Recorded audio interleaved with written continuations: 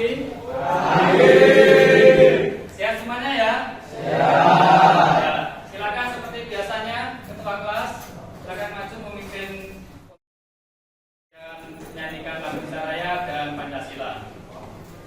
Berdiri. Mulai. Indonesia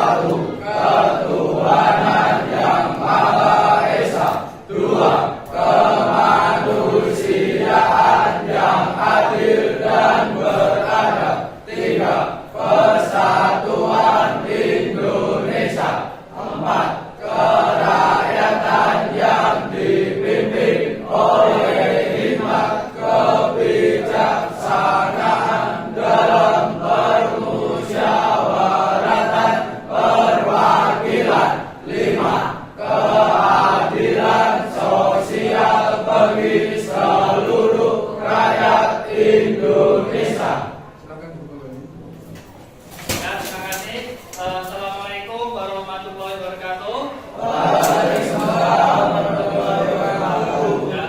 Seperti biasanya, supaya nanti kita diberikan kelancaran dan kebermanfaatan ilmu yang kita dapatkan, mari kita berdoa ya. Ya, berdoa selesai. Ya. Siap semua ya? Ya, sebelum kita mulai, saya akan presenting dulu. Adi Yoga, Ahmad Randy, Andi Maulana, Faisal Adi, Muhammad Rangga. Ini kemarin udah masuk kemana mas? Sakit. Ya. Nanti kalau sakit nanti pakai surat aja. Biar kita siapa. Kalau sakit itu paling nggak izin ke wali kelas ya, atau kirim surat ya. Sebelum kita mulai seperti biasa supaya kita menambah semangat, ayo semuanya berdiri dulu, kita pemanasan ya. Oke, tangan di atas ya, tangan di atas, diginikan. Oke ya, terus samping ya, ya. Terus ke bawah, ayo ya, biar pemanasan ya. Yes. Nah, gimana? Masih? Sudah? Ya, sudah siap mulai pembelajaran? Ya, ini supaya kita ya, tidak sampai dan sebagainya. Untuk materi yang kemarin saya ajarkan tentang AI ya, atau kecerdasan artifisial, kalian sudah paham ya? Paham belum? Belum. Nah, hari ini saya akan menjelaskan lagi kalau belum paham kecerdasan artifisial itu apa, ya supaya nanti kalian lebih paham lagi contoh-contohnya kecerdasan artifisial. Ya, ini. Jadi manusia dan kecerdasan artifisial nanti kita perbandingannya apa saja. Ya, ini. Jadi nanti kalian biar tahu gambaran kecerdasan artifisial. Ya, ini kita materi ini kita. Ya. Yang pertama tujuan pembelajaran. Nah, kalian belajar kecerdasan artifisial itu dapat menjelaskan dasar konsep multisensor pada manusia dan kecerdasan artifisial. Nah, manusia dan kecerdasan artifisial itu punya sensor. Ya, nanti yang membedakan apa? Nanti di sini kita belajar. Jadi dalam pemodelan ini ya, dalam pembelajaran ini, kecerdasan artifisial itu manfaatnya apa untuk kehidupan sehari-hari? Ya, jadi biar apa? Biar tahu kalian manfaatnya, dipelajari, kemudian manfaatnya apa saja. Contoh gambaran multisensor itu kalau dalam kehidupan sehari-hari kalian pernah enggak apa itu ketika istilahnya parkir di mall gitu ya, kan pakai tangan. Ya, sekarang contoh di bawah plaza itu pakai sensor tangannya di dada gitu loh ya, terus pintunya terbuka. Itu contoh pemanfaatan dalam kehidupan sehari-hari. Ya, kita lanjutkan. Apa itu integrasi multisensor? Ini adalah proses menggabungkan informasi dari berbagai indera untuk sensor, kemudian keputusannya lebih akurat. Contoh, kalau dalam manusia sensornya apa aja? Ya, indera, mulai dari mata, ya loh. Kemudian kulit itu juga sensor kan? Kalian meraba gini, halus, kasar itu juga sensor, ya. Kemudian persepsi bahaya itu gimana maksudnya? Ketika kalian contoh kesandung, ya, atau didorong oleh teman kalian otomatis sensornya kan jatuhnya gini, ya. Nah, itu adalah sensor persepsi bahaya. Ya. Kemudian kalau KA, kecerdasan artifisial, kamera itu mewakili apa sama? Mata. Handphone kalian yang ada kamera itu sensor juga, ya. Itu mewakili mata. Kemudian telinga, mikrofon. Itu mewakili telinga. Kemudian ada sensor suhu. Ya, sensor suhu itu mewakili kulit. Ya, ketika kalian dulu zaman Covid, ya toh, dikit gitu ya, suhunya berapa? Nah, itu kulitnya panas, hangat, dingin, ya toh. Itu mewakili kulit. Kemudian contoh sistem keamanan otomatis. Kalian pernah ini yang dipakai ini rata-rata ya, itu sepeda motor. Nah, kalian kan jurusannya kan sepeda motor loh. Sepeda motor yang terbaru ada alarmnya enggak? Ada loh. Ketika kunci digondok ya, itu kalian dengan sedikit dipaksa gitu ya, seperti bunyi gitu ya. Itu sensor keamanan. Jadi ketika ada dorongan atau ada paksaan itu mesti berbunyi. Ya, ini contoh penerapan dalam kehidupan sehari-hari. Kemudian sistem multisensor pada manusia. Nah, ini kalau dari manusia ya, sensornya apa? Indera utama adalah penglihatan, pendengaran, peraba, penciuman, dan pengencar. Ini adalah saraf.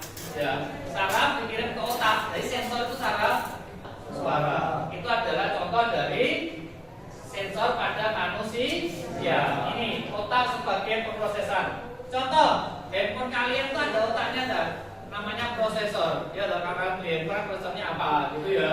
Nah, itu pemrosesan. Ketika kamera kalian difoto, klik, ya toh, kamera mengambil gambar itu mata, ya.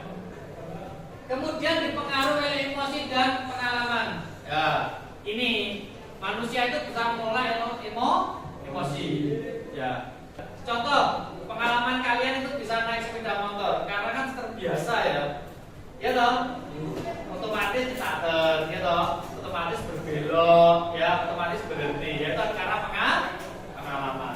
Kemudian multisensor untuk kecerdasan artifisial atau AI atau KA ya. Kita bilangnya KA atau kecerdasan artifisial. Sensor KA ada kamera. Ya di sini ada kamera. Ini anggap aja KA ya. Kamera contoh KA. Kemudian ada mikrofon. Ada di sini mikrofon. Ya. Kemudian ada lidar, ada radar, ada sensor suhu. Contohnya di sini ada mobil otonom, robot layanan, deteksi wajah. Contoh mobil otonom itu mobil Tesla, tahu? Nah, itu kan nggak pakai sopir toh, semuanya pakai sensor, dia jalan sendiri dan sebagainya. Kemudian robot layanan, kalau ini di Jepang banyak ya. Kemudian ada deteksi wajah. Sekarang absensi itu pakai deteksi wajah. Contoh kalau kalian di bandara pernah lihat di bandara, misalkan contoh wajah teroris sebar, ya toh? Dia memprogram wajahnya ini. Ya, di bandara itu deteksi terus wajahnya cocok, dia akan ada sensor keamanan. Paham? Ya, ini contoh multisensor. Kemudian perbandingan jenis sensor. Manusia itu memiliki lima utama sensor. Kemudian kalau KA, kecerdasan artifisial, sensornya itu spesifik. Tahu spesifik sesuai yang diinstruksikan oleh manusia. Adaptasi manusia tinggi karena sensornya otomatis sesuai perasaan kita. Nah, kalau KA terbatas, ya butuh update. Ketahanan. Nah, manusia itu kenapa kok manusia menciptakan KA? Karena ini ketahanan. Manusia itu butuh lelah. Kerja 8 jam sehari itu kan lelah, ya toh? Tapi kalau robot 24 jam. Contoh di pabrik itu robotnya mau urus. Kemudian kecepatan tergantung kondisi. Ya, kayak sampai ini kecepatannya kan lelah menurun, ya. Kalau sudah sarapan cepat. KA robot itu sangat cepat terakhir, tergantung settingannya. Ya. Kemudian sosial, manusia kuat, jiwa sosialnya kuat, ya toh? Nah, kalau KA tidak ada. Kelebihan manusia ini intuisi dan pemahaman konteks. Intuisi apa? Cara. Kayak saya ini intuisi ya. Kalau KA ini kelebihannya daya hitungnya tinggi karena dia diprogram. Kemudian manusia kepekaan terhadap emosi sosial. Tadi kita bahas tentang emosi karena manusia itu kan punya perasaan. Kalau KA tidak terpengaruh emosi.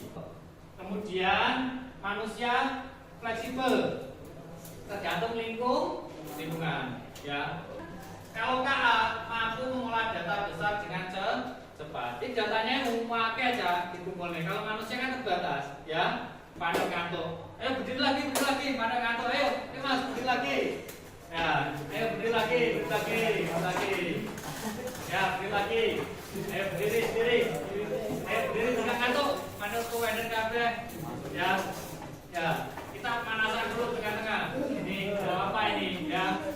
Oke, silakan digerakkan dulu ke atas, ke samping, ke bawah. Ya, terus digerakkan dulu, Masih ngantuk? Kalau masih ngantuk, kasih permainan lagi nanti ya. Ya, kita lanjut kembali. Kelemahan masing-masing. Kalau manusia rentan bias itu rentan kesalahan. Saya ngomong kadang-kadang beribet ya tadi ya. Itu bias atau kesalahan karena beribet. Ya. Kalau KA tidak, pokoknya soundnya tidak rusak, mic-nya tidak rusak, yang diinfokan tidak rusak, yaitu yang diucapkan. Manusia ini terbatas karena dia punya lelah. Ya, kalau KA kesulitan memahami konteks sosial karena dia tidak punya perasaan. Ya, contoh mobil otonom. Kalau yang nyetir KA, dia itu cepat dan akurat, tergantung sensor.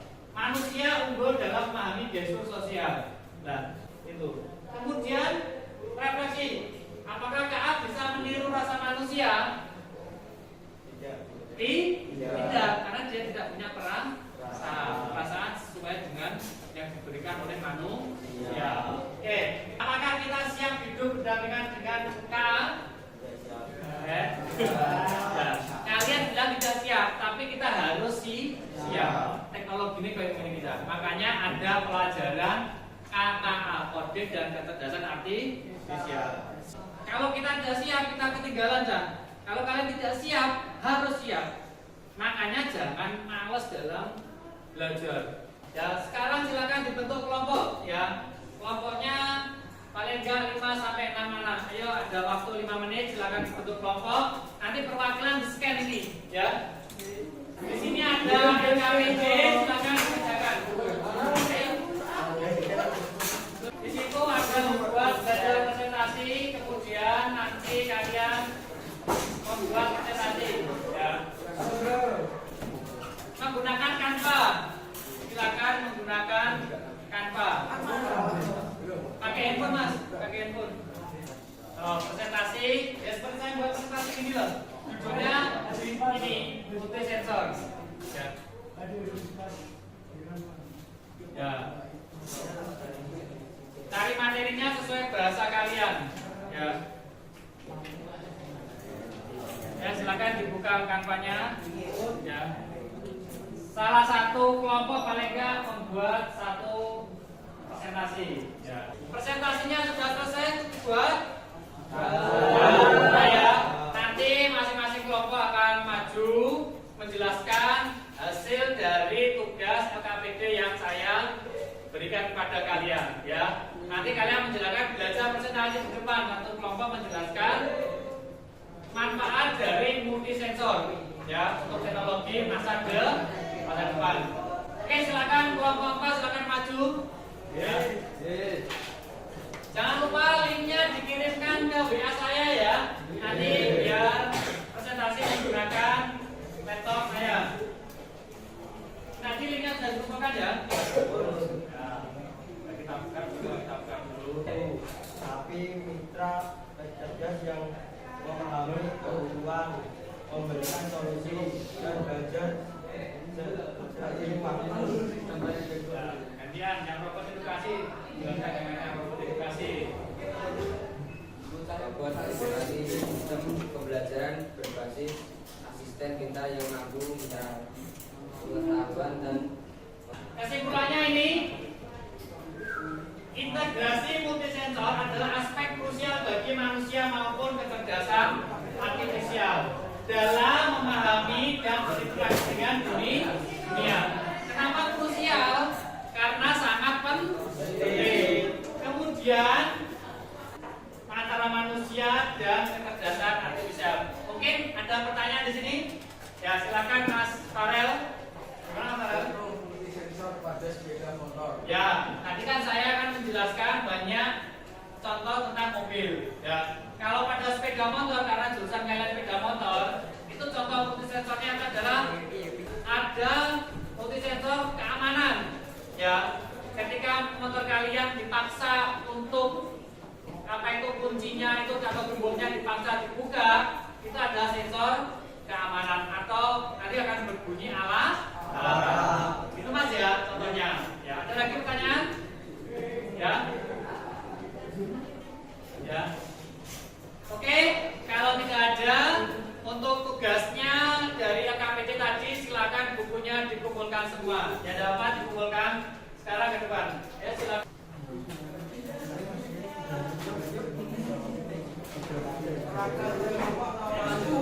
Semua dikumpulkan ke depan. Nanti habis saya koreksi kita kembalikan. Ya, silakan. Terima kasih atas perhatiannya. Jadi materi kita kali ini adalah multisensor. Sudah selesai. Untuk minggu depan jangan lupa materi-materi yang sudah saya sampaikan dipelajari lagi untuk persiapan materi minggu depan.